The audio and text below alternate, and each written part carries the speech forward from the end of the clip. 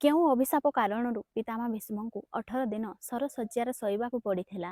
କୁହାଯାଇଥାଏ ମହାଭାରତ ଯୁଦ୍ଧ ସମାପ୍ତ ହେବା ପରେ ପିତାମା ଭୀଷ୍ମ ଭଗବାନ ଶ୍ରୀକୃଷ୍ଣଙ୍କୁ ବାଣର ଶଯ୍ୟାରେ ପଡ଼ି ରହିବାର କାରଣ ପଚାରିଲେ।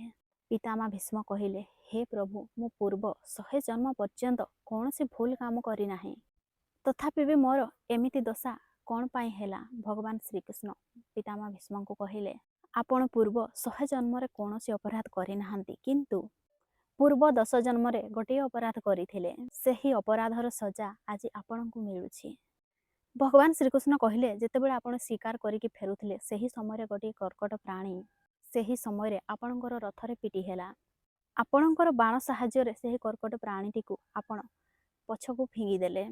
ସେହି ସମୟରେ ସେହି କର୍କଟ ପ୍ରାଣୀଟି କଣ୍ଟା ଗଛରେ ଯାଇକି ପଡ଼ିଗଲା।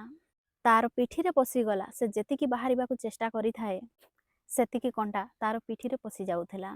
ଏହି ପ୍ରକାର 18 ଦିନ ପର୍ଯ୍ୟନ୍ତ ସେ ସେହି କଣ୍ଟାରେ ତଡ଼ପି ତଡ଼ପି ରହିଲା।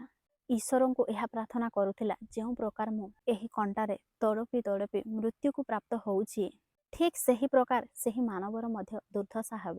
ଭଗବାନ ଶ୍ରୀକୃଷ୍ଣ କହିଲେ, କର୍ମର ଫଳ ଅବଶ୍ୟ ମିଳିଥାଏ। କର୍ମ ଭଲ ହେଉ ଅବା ଖରାପ ଅବଶ୍ୟ ଭୋଗିବାକୁ ପଡ଼ିଥାଏ।